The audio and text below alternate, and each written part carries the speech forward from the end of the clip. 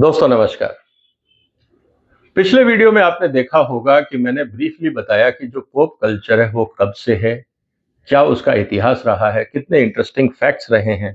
जब मैं इस पूरे लिटरेचर को पढ़ रहा था तो मुझे बहुत इंटरेस्टिंग लगा, इसलिए मुझे लगा कि आपके साथ शेयर किया जाए। तो पुराना वीडियो आप देखिए, आपको इतिहास पता लगेगा कि पोप का कल्चर कब शुरू हुआ, किस किस तरह से हुआ, क्या मेजर क्राइटेरिया रहते हैं सिलेक्शन के लिए। आज जो मैं आपसे चर्चा करूंगा वो ये कि डिटेल प्रोसेस जो इस समय पोप का चुनाव की प्रक्रिया चल रही है उसमें इंपॉर्टेंट डेवलपमेंट्स क्या होने वाली हैं, इसकी चर्चा मैं आज आपके साथ करने वाला। सबसे पहले हम ये जानना चाहते हैं कि what triggers the new election. जब भी पोप रिजाइन करते हैं या उनकी डेथ हो जाती है तो उसके बाद पोप की जो इलेक्शन या सिलेक्शन की प्रक्रिया है वो शुरू हो जाती है, क्योंकि ज्यादा समय तक आप उस कुर्सी को खाली नहीं रख सकते। लेकिन जब तक ये कुर्सी खाली रहती है तो उसको बोला जाता है सेडे वैकेंटे। ये लैटिन वर्ड है, इसका मतलब द सीट इज एम्प्टी। इसका मतलब ये है कि पोप साहब नहीं है। जनरली लोग रिजाइन नहीं करते, लेकिन 2013 में जो लास्ट पोप बेनेडिक्ट 16 थे उन्होंने रिजाइन किया था, लेकिन जनरली अपनी जिंदगी का कार्यकाल पूरा होने के बाद नए पोप का चुनाव होता है। लेकिन जब भी जो चुनाव होता है उसके लिए दो टेक्स्ट बुक्स हैं जो क्रिश्चियनिटी में, कैथोलिक क्रिश्चियनिटी में है। और जो 7 मई को चुनाव शुरू होगा पोप का, उसमें दो डॉक्यूमेंट्स हैं, एक है रूल बुक और एक है प्रेयर बुक। तो जो रूल बुक है उसको बोला जाता है यूनिवर्सिटी डोमिसिली ग्रेगरिस, means shepherds of the lord whole flock. अब lord's whole flock means shepherd कौन है? वो है पोप। होल फ्लॉक क्या है? जो कैथोलिक क्रिश्चियनिटी के जो लॉग है उसको। अब ये शब्द कहाँ से आए? आप इतिहास में जाइए कि जो क्राइस्ट थे, जो ईसा मसीह थे, वो एक गडरिये के घर में पैदा हुए। तो ये जो टर्मिनोलॉजी है वो उस समय की संस्कृति की है, उस समय के समाज की है। इस बात को समझना होगा। And which was issued by John Paul II in 1996 and amended by Pope Benedict XVI in 2007 and again in 2013। तो ये जो रूल बुक है इसको वक्त के साथ उन्होंने अमेंड भी किया है। और जो प्रेयर बुक है उसको बोला जाता है ऑर्डो रिटम कॉन्क्लेविस, means rites of the conclave, कि किस तरह से पूरा काम होगा। और इसको डॉक्यूमेंट किया गया। लेकिन जॉन पॉल ने 1998 में इसको किया, लेकिन रिलीज हुई 2005 में। और जो नए पोप हैं अगर इन्होंने उसमें कोई बदलाव किया होगा तो वो भी पता नहीं, वो जब रिलीज होगा। लेकिन जो ये बुक है रिचुअल्स की, ऑर्डो रिचुअल्स कॉन्क्लेवी, ये जो बुक है ये लैटिन में है, इसका इटालियन ट्रांसलेशन है। और पर्पस ये है कि ये जो बुक है ये आपके लिए प्रिपेयर की गई है कि किस तरह से पोप का इलेक्शन हो और कौन कौन सी प्रेयर्स का ध्यान रखा जाए, इस बात को कहा गया है। अब सबसे इंपॉर्टेंट बात यह है कि जब शुरुआत कैसे होती है पोप के चुनाव की। 7 मई को जब ये पोप के चुनाव की प्रक्रिया शुरू होगी तो सबसे पहले 10 बजे जो इलेक्शन के पहले सेंट पीटर्स बेसिलिका, अगर आप वहां देखें तो काफी बड़ा एक राउंड सा है, सेमी सर्कल है दोनों तरफ, और उसके बीच में काफी बड़ी जगह है जहां लोग खड़े हो जाते हैं और पोप सामने से उनको एड्रेस करते हैं। लेकिन अब पोप तो है नहीं, लेकिन वहां पे मास होगा, मतलब कि एक सामूहिक पूजा होगी और उसके बाद प्रक्रिया शुरू होगी। तो पोप के सिलेक्शन में ये एकमात्र ऐसा इवेंट है जो पोप के सिलेक्शन में जनता की भागीदारी दिखाता है। तो मास होता है, मतलब कि सामूहिक पूजा होती है और फिर पोप की कार्यवाही शुरू हो जाती है। और उसके बाद जितने भी आते हैं लोग, उनको ये कहा जाता है कि जो एक खास उनका पॉलिन चैपल है, जो पूरे दुनिया से लोग आते हैं, उनको ये कहा जाता है कि जो रूल बुक है उसके हिसाब से कि आप सारे वहां पे इकट्ठे हो जाएं। जितने भी कार्डिनल्स आते हैं पूरे देश से वो वहां इकट्ठे हो जाते हैं, पूरी दुनिया के अलग अलग देशों से। और फिर वहां से उनको एक प्रोसेशन के रूप में आगे आगे क्राइस्ट का क्रॉस चलता है और उनको प्रोसेशन के माध्यम से फिर सिस्टीन चैपल में ले जाया जाता है। और जो हाईएस्ट रैंकिंग ऑफिशियल होते हैं कॉलेजियम के, जो कार्डिनल्स का जो कॉलेज जिसको कहा जाता है, वो उसको लीड करते हैं।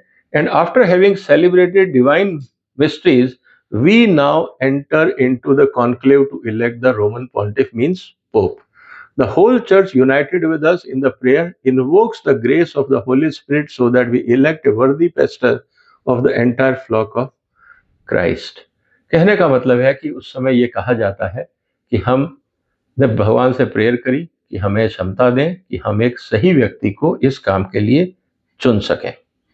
और उसके बाद क्रॉस के पीछे जैसे जैसे मैंने आपको कहा कि ये कार्डिनल्स वॉक करके सिस्टीन चैपल में जाते हैं और वहां भजन गाते हुए एंड जो भी उनके भजन है as per prayer book, a series of invocation of Christ with the refrain save us Lord.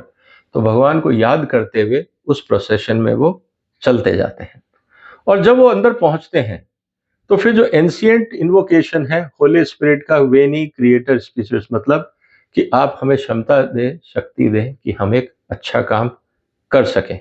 और उसके बाद सबकी ओथ होती है, ओथ सेरेमनी ये होती है कह कि हम फेथफुली और ईमानदारी से जो भी होगा हम अपनी तरफ से पूरा प्रयास करेंगे नए पोप के चुनाव के लिए, क्योंकि इस पूरे सिस्टम को स्पिरिचुअल माना जाता है। किसी तरह का कोई लीकेज नहीं, किसी तरह की कोई टेम्परिंग नहीं, कोई भेदभाव नहीं, कुछ नहीं।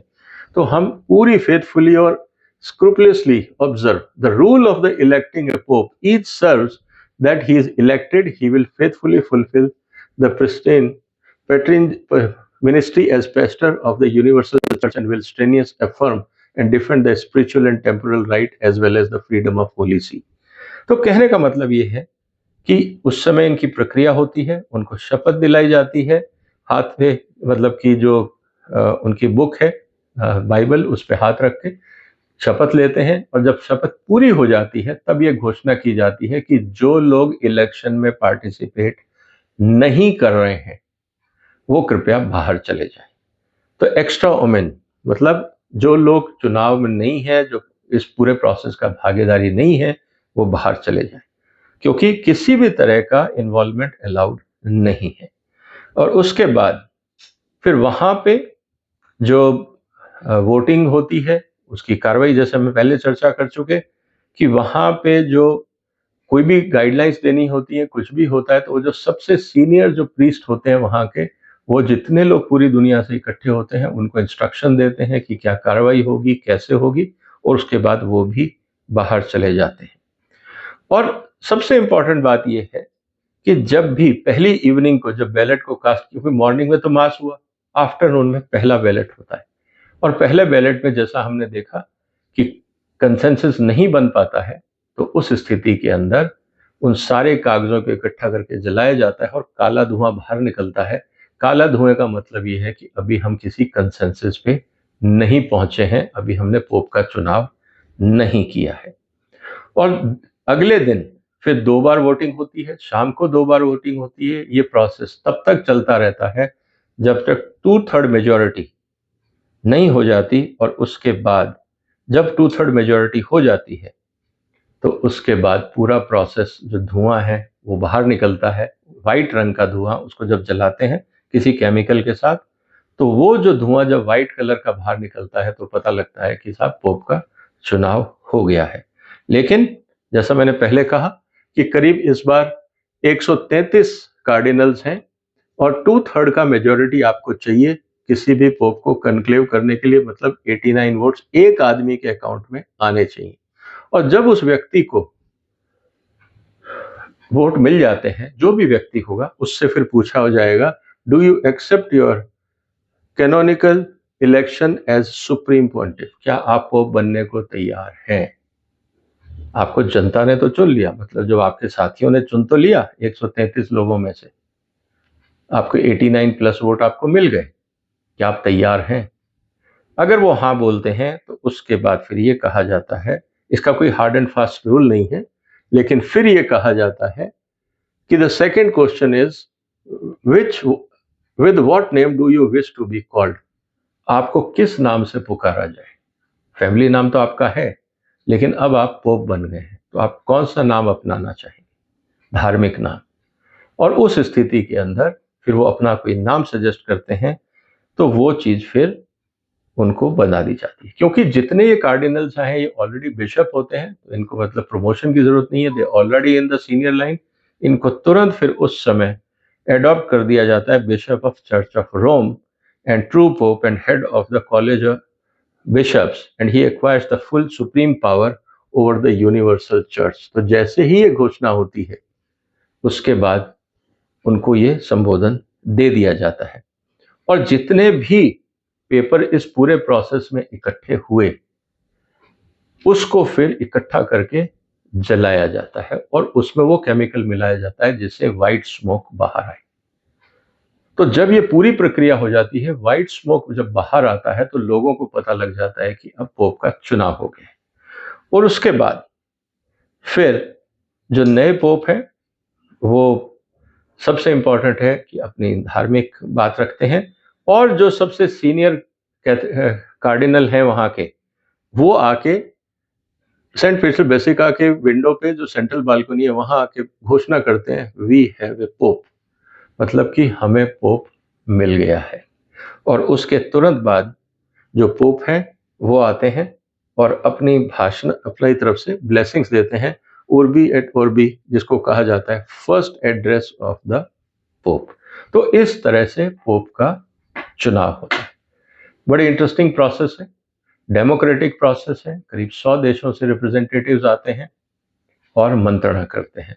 कोई कैंपेनिंग नहीं होती, किसी तरह का दबाव नहीं होता, और जब ये लोग उस कमरे में होते हैं तो कमरे को बाहर से टेक्निकली लॉक कर दिया जाता है।